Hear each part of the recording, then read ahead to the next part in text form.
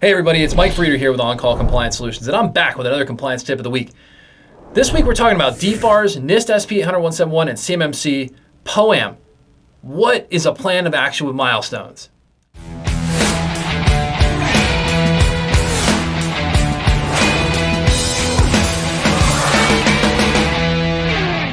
So hey, if you're a defense contractor who's feeling overwhelmed, tired, and alone, trying to understand all this DFARS, NIST SP 80171, and CMMC compliance stuff on top of an already colossal workload, if you feel like you're drowning in the hundreds of pages of confusing legalese and hard to understand techno mumbo jumbo, or even if you just need help connecting the dots for the leaders in your company between getting compliant and how it can lead to growth and higher profits, well, I've got great news for you. You found your home here at On-Call Compliance Solutions, where we can help you transform into your company's on-call compliance hero.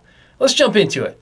Boom. So, okay, if you're watching this video and maybe you're just getting started with getting your organization compliant with DFARS, NIST SP 80171, or you're getting ready for the CMMC certification, you will likely come across the term POAM. No, it's not a romantic thing you read to your sweetheart under a tree. It's a plan of action with milestones. So a POAM is an incredible idea and concept which allows you to systematically take action and fix problems.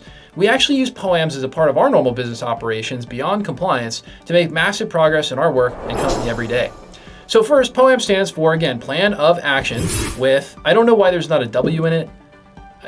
Can someone comment below? Like, help me out. I want to know. Where's the W? It should be a poa&m. I think that's what it should be called. Whatever that is, I can't repeat that, but that's what it should be called. All right, plan of action with milestones. Okay, that's what it stands for. I don't know where the W is. Maybe it got flipped on its head and there's an M missing somewhere. I got nothing.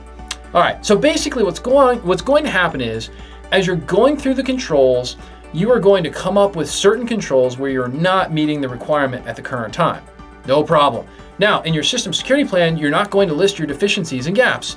Hint, ding, don't list your deficiencies and gaps in your system security plan. Why? Because it's your plan for what's going to be there when you fix everything. Huge hint. Oh no, my friends. The SSP is your plan on how you'll be secure. We even made an entire separate video on the biggest misconceptions about NIST SP 80171 system security plans. If you haven't seen it yet, well, you should have, because you're subscribed, right? No? So what the POAM really is the difference between the dream scenario of how you will properly secure your system in the future, complying with NIST SP 80171 controls. Yes, it's a differential document between reality and the future when you will be compliant. Then you're going to explain in your POAM exactly how you're going to do it. So you're going to list the weaknesses, who's going to fix them, the budget it's going to take to fix it, a description of exactly how it's going to get fixed, your entire plan of action for getting any found deficiency to become a fixed compliance reality. Then you're going to go back to this document periodically. Yes, it's a living document. As you are fixing things and becoming compliant and continuously updating this document with the milestones, the activities, things you need to do in order to make that into a reality so that you know and can demonstrate to others the steps involved and what was done to move from deficiency to actually being compliant now and being in line with your system security plan. Of course, there are some other things you will want to document, as well as such as how the deficiency or vulnerability was discovered and what the current status is. Implemented, temporary deficiency, complete, etc. Again, lots of options here. At the end of the day, this is actually the more important document because it's a living document reflecting your journey to compliance. Now, there is something else that I think is a very important disclaimer I feel like we have to make to keep you guys safe. All right, so stay tuned, right? So your POAM is going to ultimately contain some seriously sensitive information. System vulnerability information about how your system is put together, getting fixed, etc. You do not want to just go sending this to anyone. Okay, cool, right? We're paying attention, right? This is the important stuff, all right? Don't go send your POAM to just anybody. This is a private confidential document with business proprietary information and system vulnerability information, so do not send it outside of your organization unless it is someone you really trust, such as a DoD DIBCAC assessor or CMMC assessor, okay? Outside of that, you really should not be sending this thing out. The system security plan is more commonly sent instead, and again, we get into that in another video here on the channel, but I think this is critical for you to know, right? I really think it's critical. By the way, guess what kind of information non-public business proprietary and systems vulnerability information is?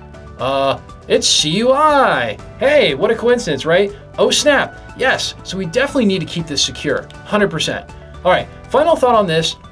I've seen many larger primes, you know who you are, Big Five, request a copy of the POAM from subcontractors. Now in this video, I'm going to tell you that there is really no precedent for this, okay? However, I have always advised our clients to send it and to not to send it. Sorry, don't send it. Whatever you do, don't send it. I advise you to not send it. Do not send it, and to request from the prime that they justify why they would need to see your internal system vulnerability information, okay, and refuse access to it. All right, I've never seen any further pushback within our client base on that, and personally, I don't feel it's business appropriate. I really don't. Send them the system security plan, right? That's fine. That's the purpose of that, is a demonstration that you're compliant. And again, if you're being assessed, it's a different story, all right?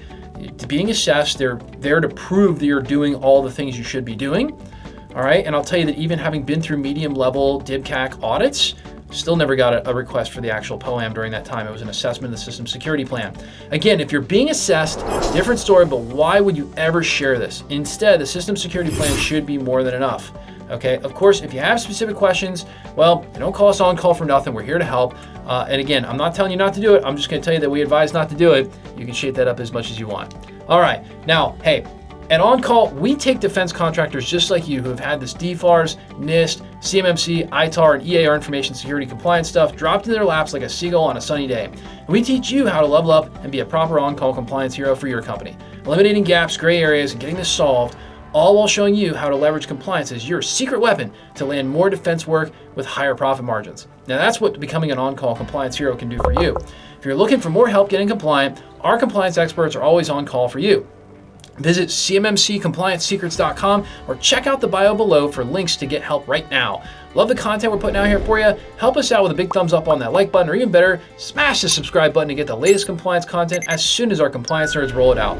Until the next compliance tip, my friends, stay safe and secure out there. Hit us in the comments below to let us know what you'd like to know more about when it comes to information security and compliance, and I'll see you on the next one.